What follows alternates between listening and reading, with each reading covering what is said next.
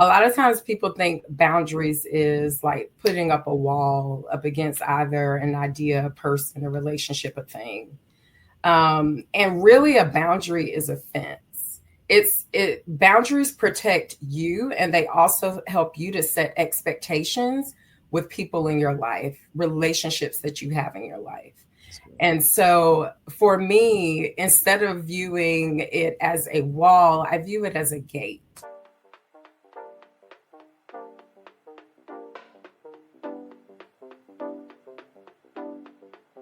Welcome to another episode of the Contagious Culture Podcast. I'm your host, Kyle King, and the goal of this podcast is simple: to help you create environments where people thrive. Through real conversations, practical strategies, and powerful stories, we equip leaders, educators, and change makers just like yourself to build cultures rooted in purpose, performance, and authenticity. Because culture isn't something you talk about, it's something you live. This is the Contagious Culture Podcast. Let's get started. Welcome back to another episode of the Contagious Culture Podcast. I'm your host, Kyle King.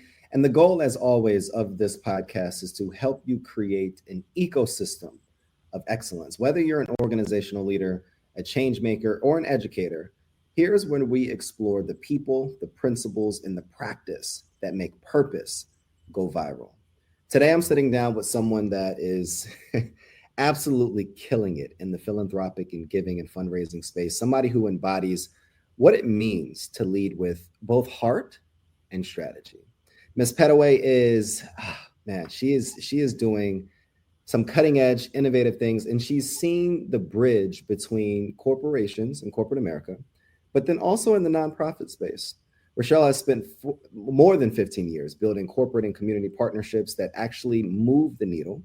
And from her early work in communications and CSR to her current role shaping philanthropy for one of Charlotte's most impactful organizations.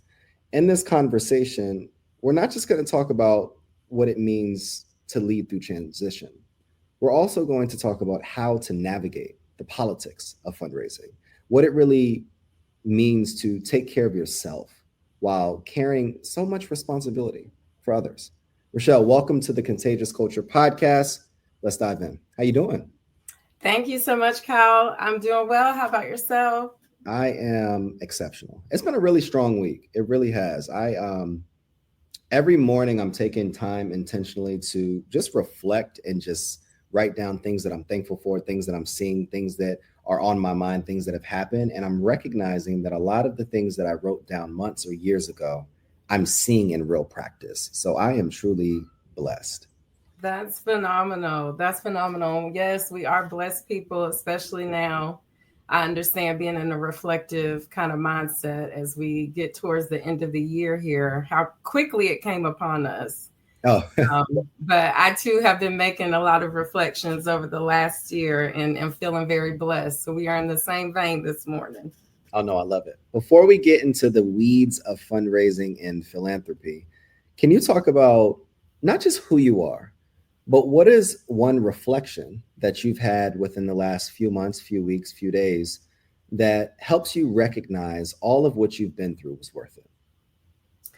Yeah, that's a very timely question. I just celebrated my 42nd birthday this past Saturday. Happy birthday. And thank you. Appreciate that. And I'm one of those people where birthdays can be a bit complicated. About 10 years ago, actually 10 years to the day on my birthday, I lost my husband to a long fought and hard battle to cancer. Oh, and he actually passed away on my birthday. And so when this year came upon me and I realized that it had been 10 years of living life without him, figuring out next steps, figuring out my new normal, relearning who I am. I did a lot of reflection and looking back over those 10 years and realize how far I've come in that time, just how much of an impact he made on my life, both personally and professionally. And just looking back at where I am and where my family has come from since then as well, and how we continue to cherish and carry his memory forward. And that's something that lives in me every single day. I think about him and his impact in my life, and I want to share it with other people, just by showing up and being who I am.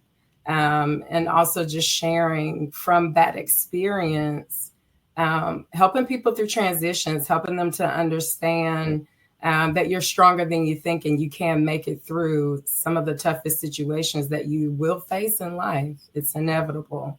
So those are just some of the reflections that I've been having and making recently, just about life and coming up on the end of 2025. I really, really appreciate the transparency and the vulnerability and authenticity at the beginning of the episode. And that's the space and the place that I want to be able to create here on the podcast, where we get so caught up in people's titles and people's accolades and the weight of responsibility professionally. And we don't take the time to consider or empathize with the weight of what people are carrying personally.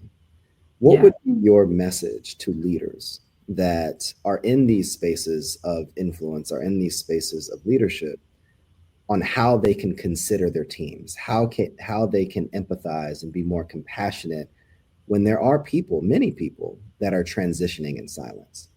Yeah. You have to see people first before you see an employee. And, that goes back to relationship building and just how you show up in the world in general. And people are of most importance. The work doesn't get done without the right people. And the work doesn't get done without good communication and support and stewardship of those relationships with your team. So I see my people first and foremost beyond their titles, and I try to get to know them on a personal level if they're open to it, and that's a part of building trust with your team. And people in general, I think they welcome more opportunities than not when people ask them questions about themselves and show a genuine interest in them, and are really trying to get to know them for the right reasons. And so I find that when you approach it in that way, people don't have a hard time opening up to the level of which they're comfortable.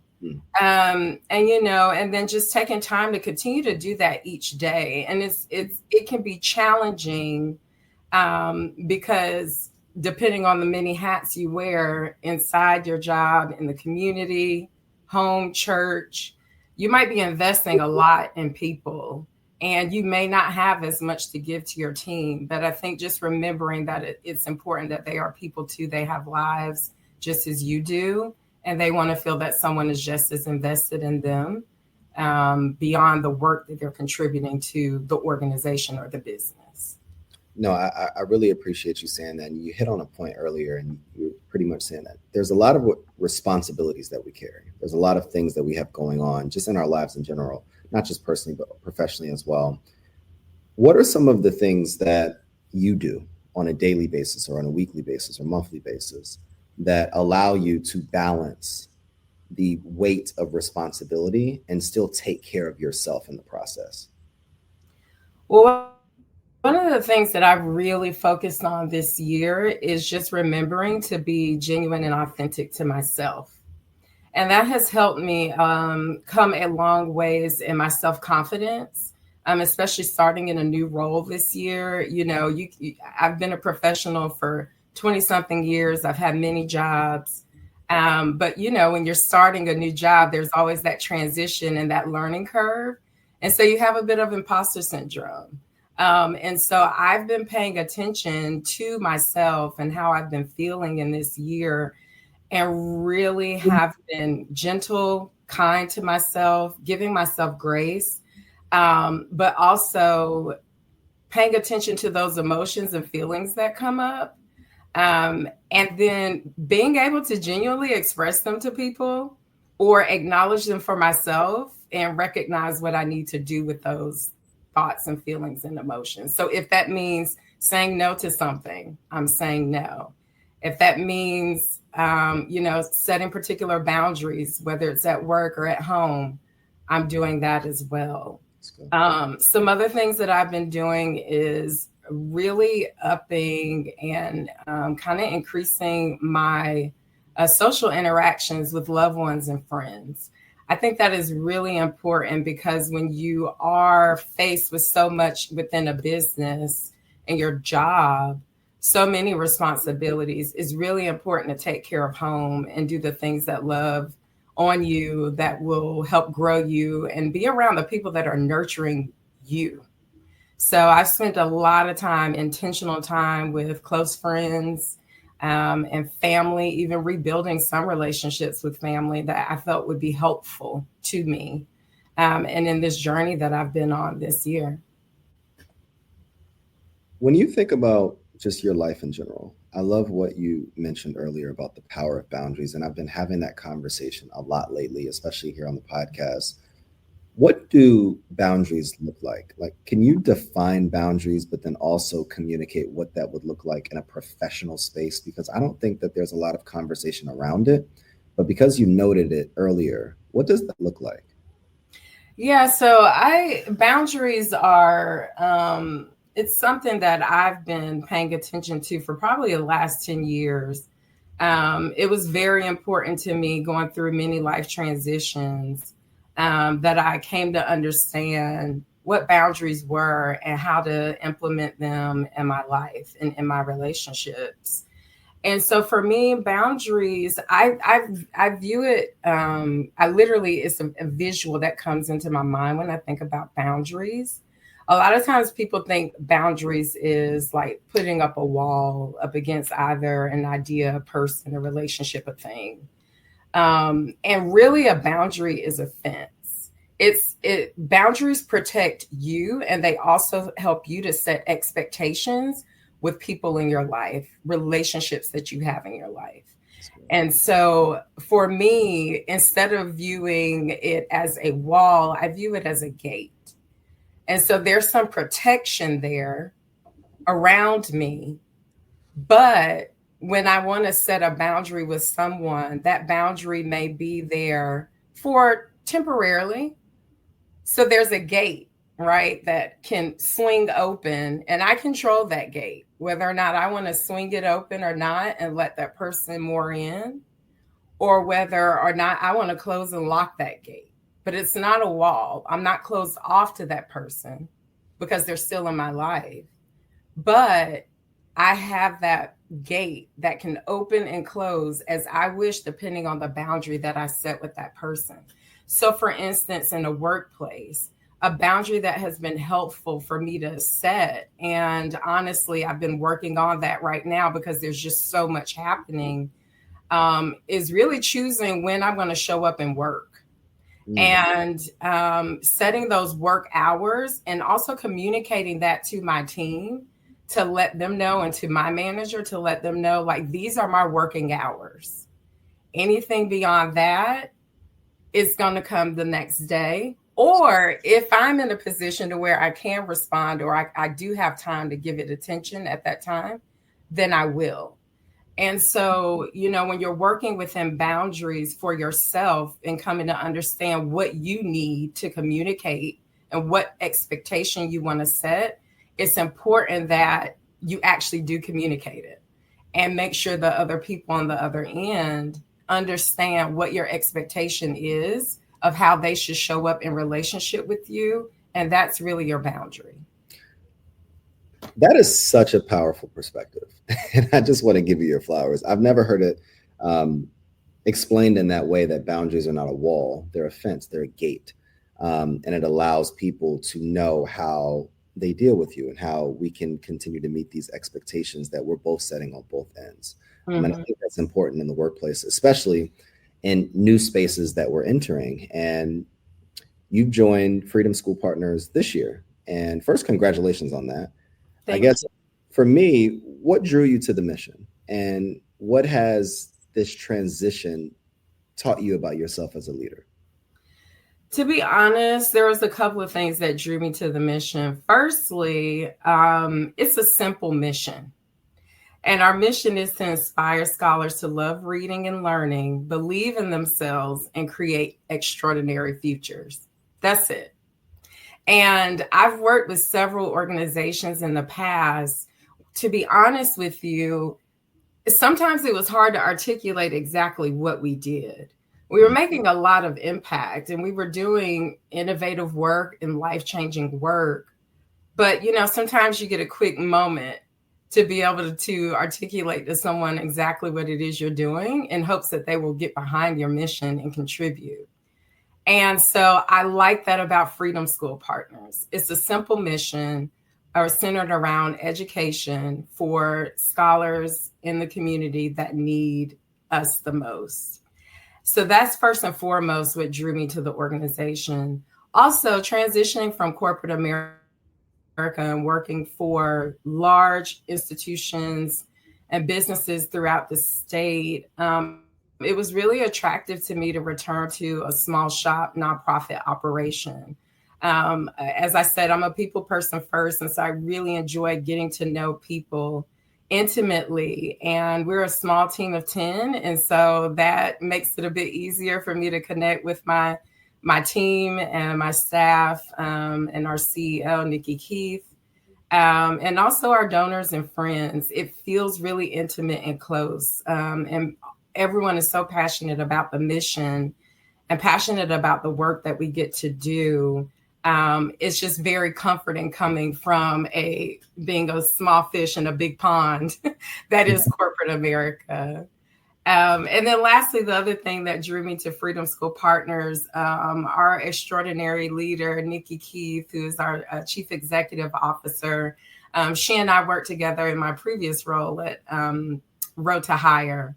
And we just built a wonderful relationship together. And I tell people all the time, if she was going to go fight fires, I'd be right there fighting fires with her because she's that much of a phenomenal leader. So those are the things that kind of drew me to Freedom School Partners.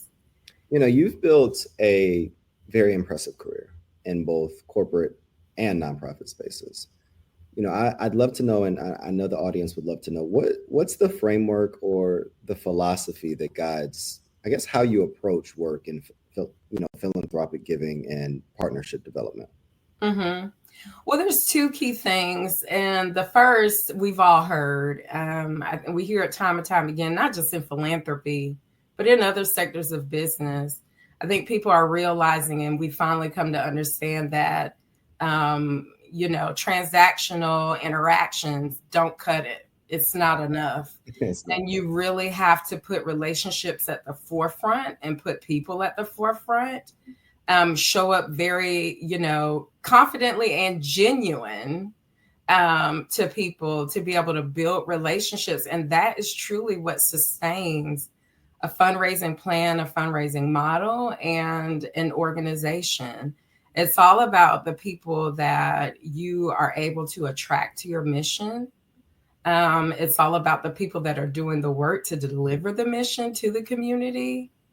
And it's all about the people who are passionate about what you do, so much so they're willing to contribute financially or through volunteerism or bring any other additional resources to the organization that will help move the mission forward.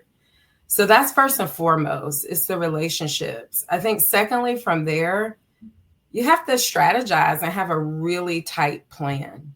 And I say tight plan because and I've been in positions as such with organizations where you're kind of throwing everything at it. You get this big goal at the start of the year, at the start of the fiscal year, of what you need to raise. And you just start throwing any and everything that you can think of at it. And really, I think what's necessary is to be more strategic and think through a plan that you can execute within the resources and capacity you have. And we know that a lot of nonprofit organizations would love to be able to increase capacity, but may not be in that position. So thinking about a plan that's executional with the resources and capacity that's present, and putting something together that will take you from end to end within a year and hopefully beyond, to where you can rally people around your organization and mission to contribute those dollars that will be able to sustain your organization and the work you're doing day to day. I think that is the most important thing. Hey, it's Kyle. Sorry to interrupt your programming, but I got a quick culture check for you. How's your team's energy right now? I mean, literally, right now. Are people feeling inspired? Or are they just showing up? See, here's the truth. Culture doesn't change because we talk about it. It changes because we live it actively every single day. And that's what I help organizations do. Build contagious cultures that people actually want to be a part of. Through keynote talks, interactive trainings, and hands-on consulting, I help leaders transform the way their teams connect, perform, and grow. So if your culture needs a little bit of spark, let's light it up together. Visit theculturelab.org, again, theculturelab.org, or connect with me directly on LinkedIn at Kyle S. King to learn more about how we can work together. Because remember, your culture is contagious. Make it worth catching. Now let's get back to the program. One of the things that I love about our first conversation is that you've seen it all. You've worked on the corporate side, you've worked on the traditional fundraising side, and I believe even in your last response is practically setting the foundation to a masterclass on this work. If somebody was listening in and their next question to your last response was how, like, where do I start doing this work? Especially if I'm a grassroots organization or a newer school that hasn't even tapped into really our network and our resources, what would you recommend them do to being able to raise enough money to fulfill their obligations as an organization, but then also to be able to push a movement or a mission forward? Yeah. Well, I think you kind of have to work in reverse a little bit. So you kind of have to start with where you are, and everyone will be at a different place, right? Depending on how many staff you have there. If you're just starting, it may just be you and a few faithful volunteers. And so again, looking at your capacity and your current resources, think about what you could potentially do. If you didn't raise another dollar, if you didn't get one more additional donor, think about where you are right now and what you could manage with what you have.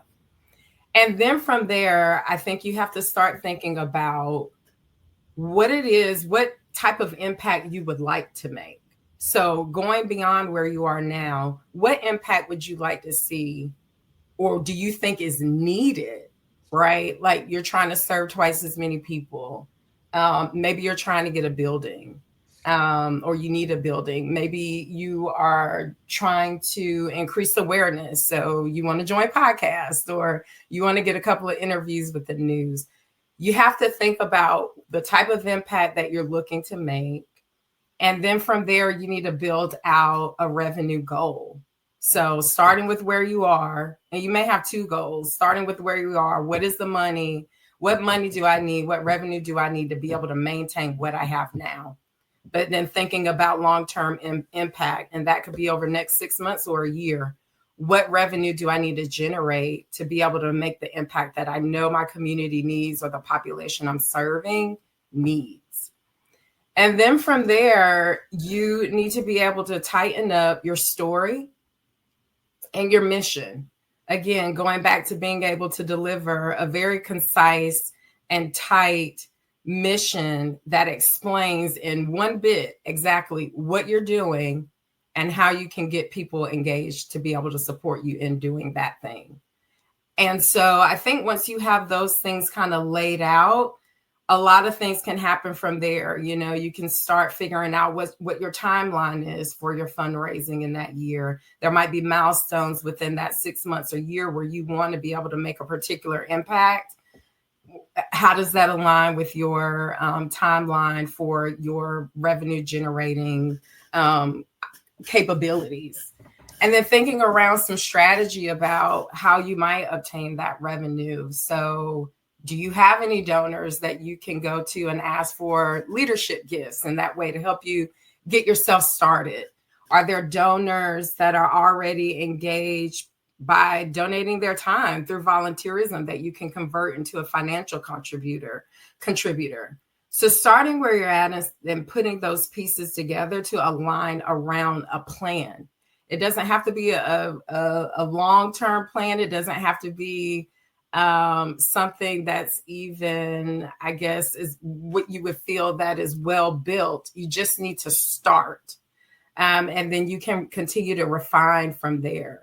Thinking about how you might segment out your donors. Are you going to be able to go and approach institutions to maybe write some grants? Are you going to go and focus on community events if you're wanting to spread awareness and get your name out there? There's a lot of things to consider, but I think the most important thing would be to start with what you have and then figure out where you want to go from there and what you need to be able to achieve success. That was so good. I wish I was in front of you recording this, because I would give you a high five or a hug, and it would ruin the whole episode. But like, oh my gosh, like, I love virtual high fives. I would have. There it is. That's a virtual high five right there. That is amazing.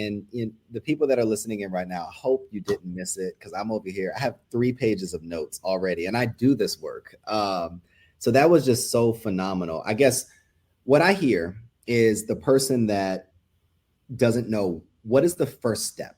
Like, what is the first step that they should make? Let's say they haven't raised any money. Let's say they're completely new to this space. What is the first step that you would recommend? If you were leading this initiative or this organization, or you were the consultant or the advisor, what's the first step you believe is most important? They need to define their objectives and goals. That's the first step. How do you do that, though? Because what I've learned, interestingly, is that we talk about goals. We talk about establishing what I call impact-related goals and income-related goals and strategic goals. But I don't believe that everyone has learned that skill on how to do that. Yeah, I think you're right. And, that's something that we do within organizations each year. And I think every year I'm either re-explaining it to myself or a colleague and trying to kind of get ourselves around exactly, well, what do we mean by goal and what do we mean by objective, and how do we align on a strategy? And so I would say for someone that's just starting out, you take your passion and take what you've already been doing. Like, you don't just wake up one day and say, I want to start a nonprofit organization to go and feed the homeless, right? You've probably already been doing that. Whether you've been doing it on your own or in unison with people in your community, your church family, what have you, right? So start where you are, figure out what you've been doing so far, and then set some goals around that.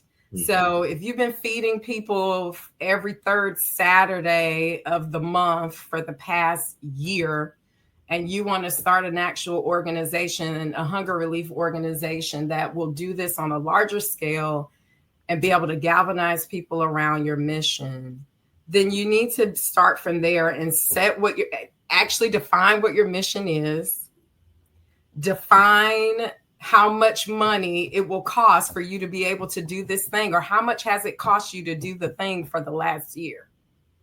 Say you want to increase to twice a month. Figure out how much it's going to cost you. How much money would you need to raise to be able to increase to twice a month? How many more volunteers do you need to recruit to be able to manage that, right? Think about a board. Think about the people that you need to come around you to support you in elevating your work. So can I tap in really quickly? Yeah. Can we just talk about boards? Because I think I've recorded maybe 2 or 3 episodes on the podcast about the importance and the strategy behind bringing on board members, because board members shouldn't be chosen based upon proximity. Board members should not be chosen based upon in my opinion, and correct me if I'm wrong, just based upon your current friend network or your even professional network. Board members, in my opinion, have to be strategically thought through based upon the organizational needs. How do you recommend people go out and find, recruit, retain, and develop board members that are not only there and present once a month, but actually engaged in the mission so that they can be contributors to the organization? That's a good question. And I think you have to start again with the people that are around you and that are already showing up. Every person that's showing up for you right now is not going to be a potential board member. It should not be. But there will be a few faithful in that group that have been showing up for you consistently, that you may be able to explore partnership in that way with. And then I think you have to build out your network from there. And if you look around, you have more people probably within your network than you think. They may be extensions of other people, but it's a place to start. So I'm going to start with my few and faithful volunteers and contributors that are already there. And then I'm going to branch out from there and have conversations with them and let them know what it is you're trying to do.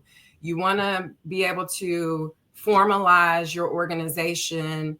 You want to be, and in order to do that, you need to raise a board of directors that will help guide and lead your organization forward. And so communicating what you want to do to the people that are already, the few and faithful that are already invested, tap into their resources and they will help you. People will help you. That's the thing I think about all of this is like, you have to get comfortable with asking people for what you need because people will help, especially if you're already in a position where you have people that have already demonstrated their capability and their passion behind what you're doing. They're already there. You need to you need to pull yourself together, pull your ideas together. You need to be able to communicate it to those folks, get one or two board members, founding board members from that small group, and then ask them to help make introductions, put you in the right rooms with people to be able to gain more and additional board members. The other things you can also do, there are always people within corporations that are looking to join a board. They may be looking to elevate their professional careers, get more involved in the community, and build their resume and build their portfolio. And so another thing, if you have connections to philanthropic teams or departments within corporations, or just know individuals within a corporation and say, hey, I'm raising up this awesome organization, looking to find some founding board members that are passionate about hunger relief or education, whatever have you. They may have people that are sitting and waiting for a board opportunity that may be fitting for your organization, what your needs are. So those are some of the ways that I would approach it. That's a great strategy.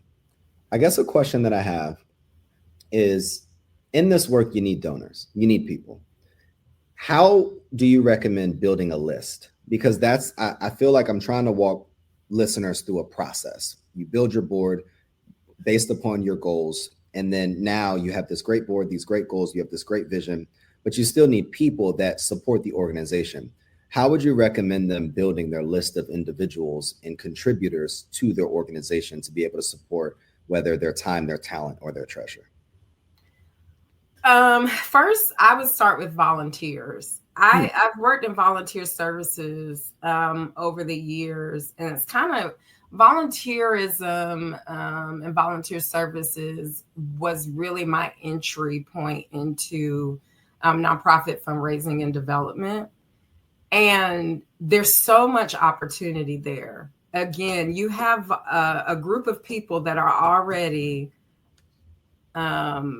wanting to contribute and are contributing to your mission and to your organization with their time. They are the easiest individuals to convert to financial contributors.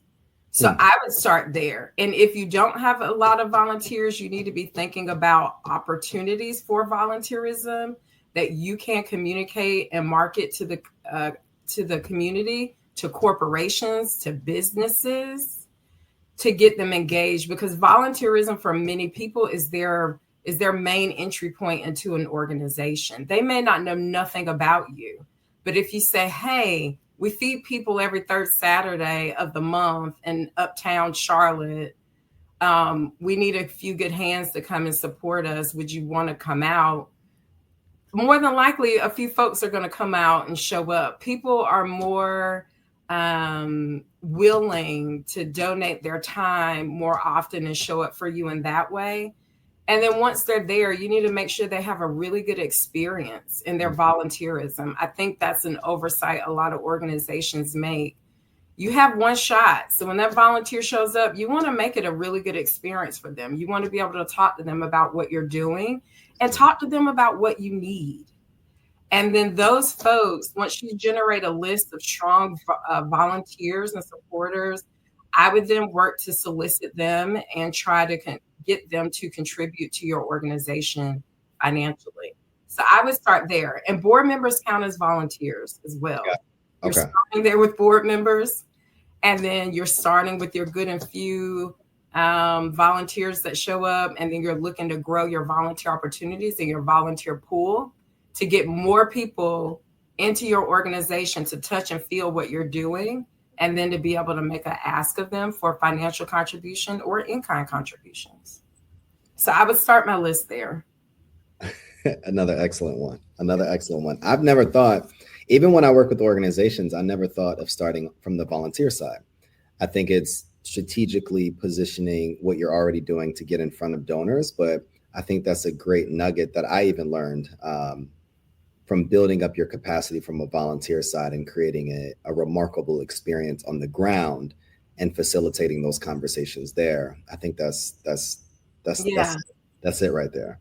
Yeah, because, volunteers will go out and talk about your organization inevitably, right? Like if I bring my 17-year-old nephew with me to pack food at the food pantry, people are going to ask me, what'd you do over the weekend? And I'm going to tell them what I did over the weekend. And inevitably that will start a conversation around this organization and volunteerism. And then my nephew's going to go back to his school and tell his teachers and friends what he was doing over the weekend. So you get what I'm saying? Like 100%. These are the people that are going to get behind your work, but they're also going to go out and tell people. And that is going to bring people on its own. It's kind of working on its own for you to bring people to your organization. And if you're just starting out, you're probably not ready to be able to go before a large corporation and put together a proposal or a grant for $30,000, $40,000, $50,000, right? So that I think that's the most important thing, is to start where you're at and grow up from there. Start where you're at and do the things you're doing at that stage very well, and you will grow from there.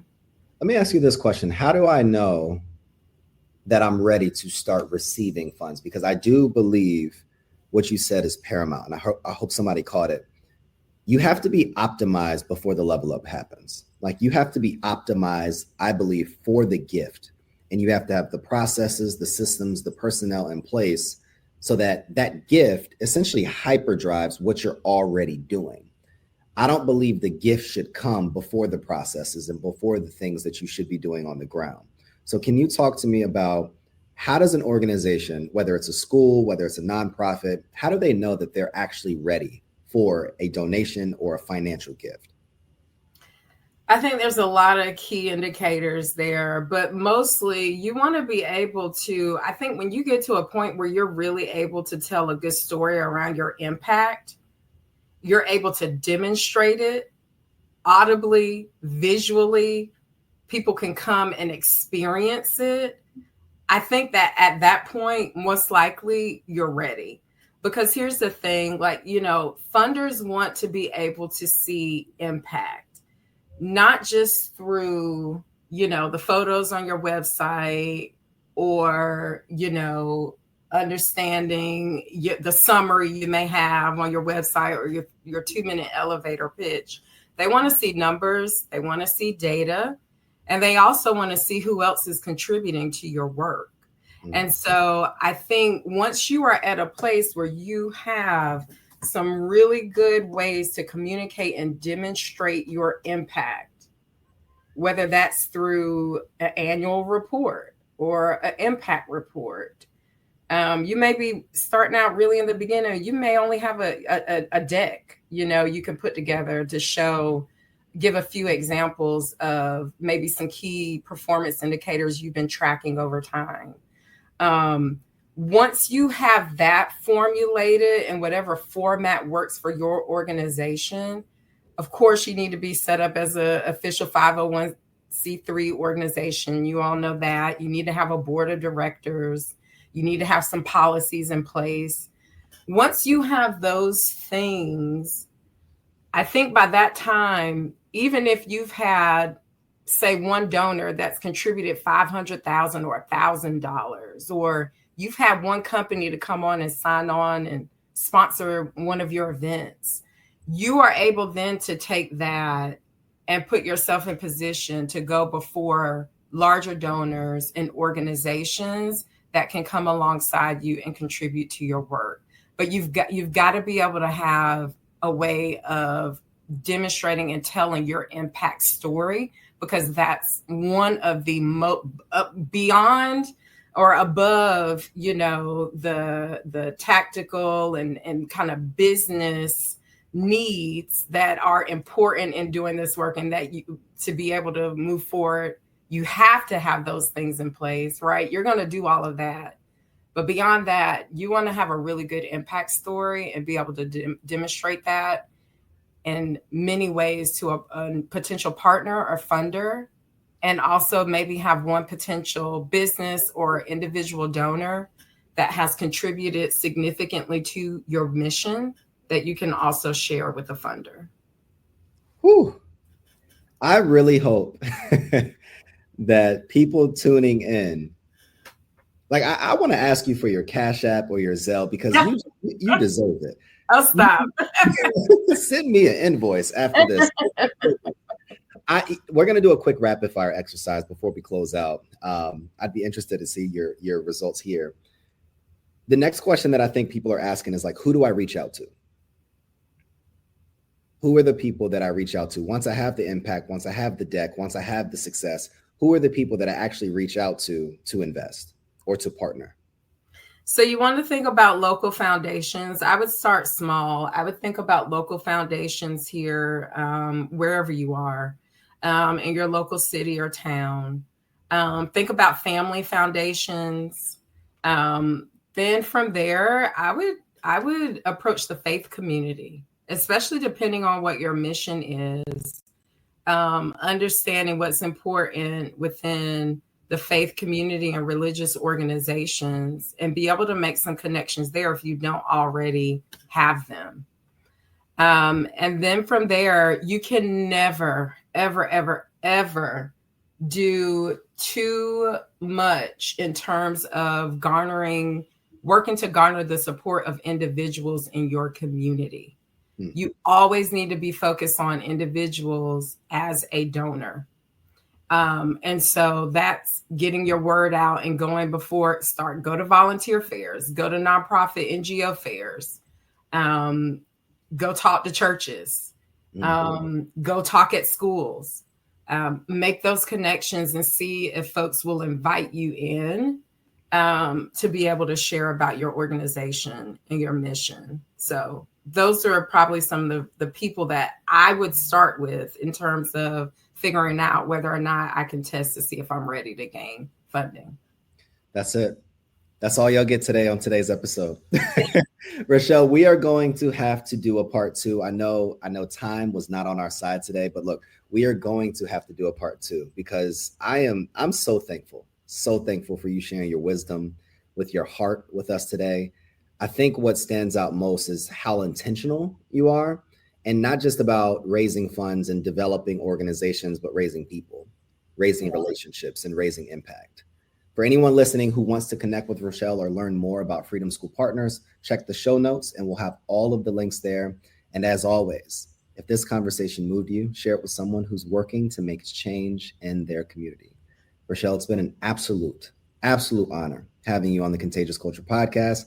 And one of the questions that we always ask our listeners is, what type of culture are you spreading? Remember, the energy you bring is the culture you create.